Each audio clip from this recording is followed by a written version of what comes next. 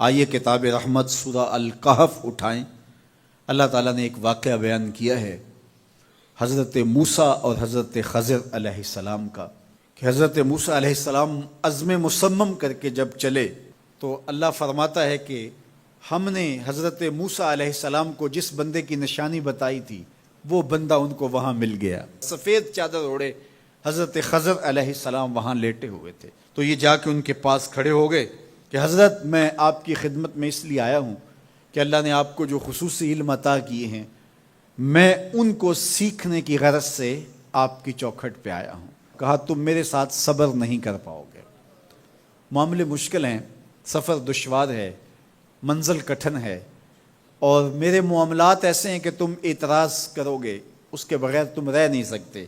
حضرت موسیٰ علیہ السلام نے کہا اگر اللہ نے چاہا تو آپ دیکھیں گے میں صبر کروں گا اور آپ کے کسی حکم کی کسی کام کی میں نافرمانی نہیں کروں گا، کسی کام کا انکار نہیں کروں گا۔ کہا کہ اچھا شرط یہ ہے کہ جو میں کروں اس پر تم اعتراض نہیں کرو گے، سوال نہیں کرو گے، یہاں تک کہ میں خود ہی نہ بتاؤں۔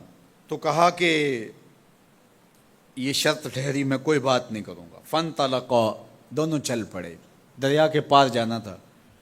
جو کشتی کا مالک تھا، کشتی بان تھا، وہ حضرت خضر علیہ السلام کو جانتا تھا تو اس نے کرایہ بھی نہیں لیا، لیکن جب کشتی پر سوار ہوئے تو عصا مار کے حضرت خضر علیہ السلام نے کشتی کا ایک پھٹا توڑ دیا۔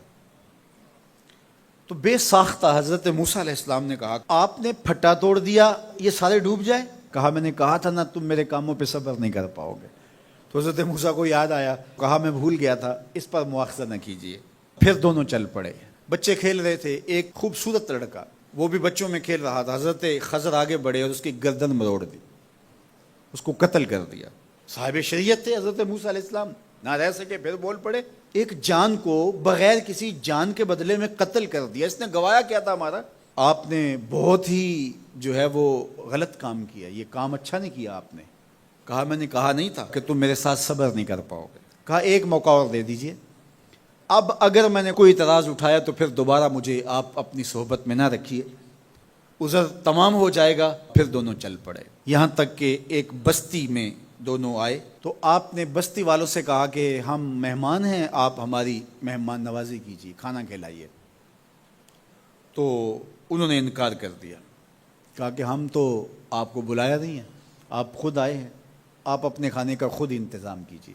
گزر رہے تھے گلی سے تو ایک دیوار گرنا چاہ رہی تھی، تو جلدی سے اس دیوار کو مرمت کر دیا۔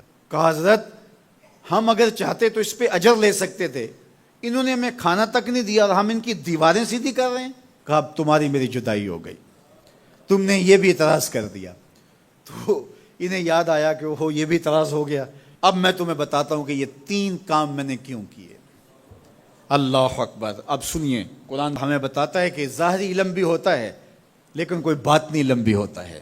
کہا وہ پہلی بات کشتی والی سنو، یہ 2 مسکین بچوں کی کشتی تھی، ان کے گھر کا چولہا اس کی کمائی سے جلتا تھا۔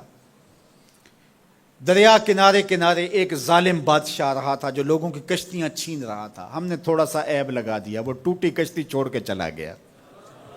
اب وہ تھوڑے سے پیسے لگا کے کشتی مرمت کرا لیں گے، گھر کا چولہا جلتا رہے گا، بتاؤ اچھا کیا یا برا کیا؟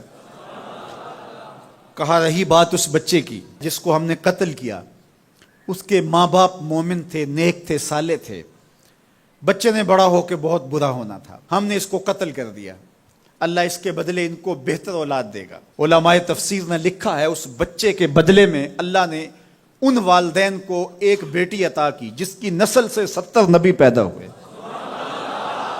دیوار کی کہانی بھی سن لیجئے، یہ شہر کے 2 یتیم بچوں کی دیوار تھی اور اس کے نیچے ان کا خزانہ تھا اور ان کا باپ بڑا نیک تھا۔ خزانہ دیوار کے نیچے ہے، دیوار گرنا چاہ رہی ہے، کسی معمولی دھکے سے گر جاتی۔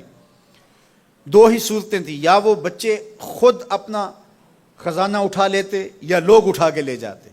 لوگ اٹھا کے لے جاتے پھر بھی ہاتھ میں کچھ نہ آیا، اور اگر وہ خود اٹھا لیتے تو بچے ہیں، بچپنے کی وجہ سے وہ اس کو اڑا دیتے۔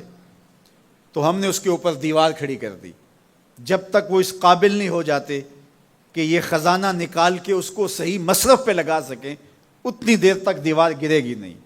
اللہ اکبر۔ وہ کسی وجہ سے دیوار قائم رہے گی، اور جب وہ اس عمر کو پہنچ جائیں گے جس عمر میں وہ اس خزانے کو سنبھال سکیں گے تو پھر دیوار خود بخود گر جائے گی اور یہ خزانہ نکال کر کے اپنے کام پہ لے آئیں گے۔ میں جب پہلی مرتبہ اس کو جو ہے وہ غور کے ساتھ تلاوت کیا تو مجھے یہ لگا کہ اس کا انطباق پاکستان کے حالات پہ بھی ہو سکتا ہے، اس لیے کہ یہ بھی یتیموں کا سرمایہ ہے۔ کتنے یتیم روتے بلکتے رہ گئے اور ان کے سر سے جو ہے وہ سائے اٹھ گئے اس وطن کے لیے، لیکن میرے مالک نے اس ملک کے خزانوں پر گہرے پہاڑ اور بڑی بڑی دیواریں کھڑی کر دی ہیں۔